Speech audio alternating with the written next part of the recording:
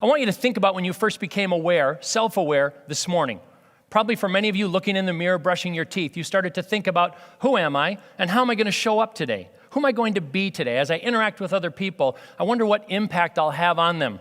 Sometimes we look in the mirror and the image we see of ourselves is not what the rest of the world sees. What we're talking about here is with this conscious awareness, having a framework with which you know yourself, how you show up, and who you are, so that you can communicate and relate to others. Think about if it's more fiery red, you're determined, competitive, demanding, you love to get things done and you're task-oriented, you're always in go, go, go mode. Is that you? Does that resonate well? You're always about getting things done. How about sunshine yellow? Does that resonate better with you? Energy, enthusiasm, karaoke night, happy hour, life of the party. If it's you, you're laughing out loud because you're seeing it in yourself. Some of you lead with earth green. You're amiable, patient, caring, relaxed. You're brilliant listeners. You listen to see where someone's going to take you without the need to interrupt in a fiery red way and get something done, or maybe the need to interrupt in a sunshine yellow way and make the story about you. The gift of brilliant listening for what's said and even what isn't said falls within that introverted feeling, amiable, caring, earth green. And the last one is introverted thinking, cool blue, analytical, cautious, precise. You want me to prove these concepts to you. You'd like to read more about them. You like to study. You like to analyze, and you like to go deeper. The psychology underneath it is extroverts, introverts, thinking and feeling. Just a brilliant tool or tools and psychology that helps you access who you are, how you're wired, and what makes you tick. It's about being aware that this exists so that you can be aware of it in other people. Take out your Insights Discovery profiles and go to the very last page. Let's take a look at your color energies based on your results from the profile. If you're looking at the bar graphs, you see that the bar graph on the left was how you answered the questions. The higher the color energy, the more of that color energy you see in yourself when you are aware.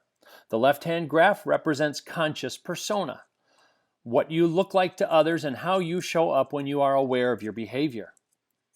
Most of the time, however, we show up unaware of our behavior, which is the graph on the right.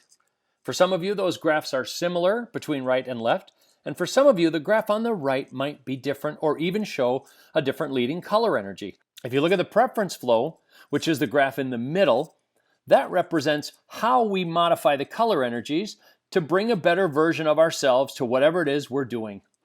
Think about it like trying to be more of the color energies that are spiked up, and the higher the spike, the harder we try. And if the spikes are going down, we're actually using less of that color energy as we think about showing up consciously. The left-hand graph represents the order of your colors. So if you think about your top two, it's a great way to think about how you show up in your interaction with other people. Now let's take these bar graphs and translate them to take a look at how we show up as a member of a team.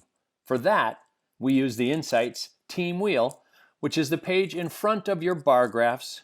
Take a look at that now. Some of you notice that you have one dot, or wheel position as we call it. Others may notice you have two. One is dimly colored and one is brightly colored. The dimly colored dot represents your less conscious. Again, it's your right-hand graph. The bright dot is where you show up in the context of the Insights Wheel when you are consciously aware of your behavior.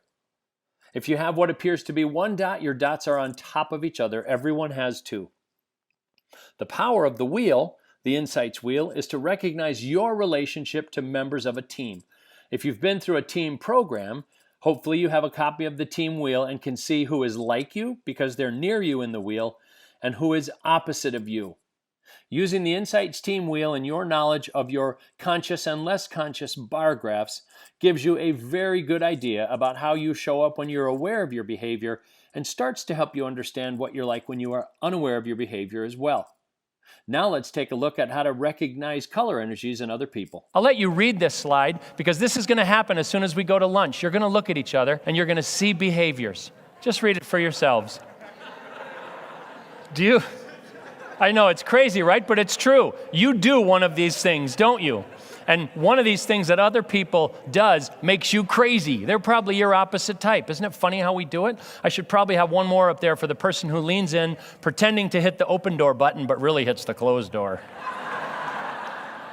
Maybe that's bad read. I don't know. The point behind what I'm saying is think about how you're wired and how you show up. In terms of igniting your business and having more success in that area, how might you contribute? Whatever role that you play. It's a function of your personality and where you fit in our model. And if you really want to expand that impact, right, then think about in terms of leading others. How can you have a greater impact? Because there's a natural position you hold within models like this. You're naturally good at some things and you struggle harder with other things. Be aware. Be focused. Know yourself. Know yourself. Know other people. Pay attention to other people as you interact with them for the purpose of understanding who they are and how they're wired.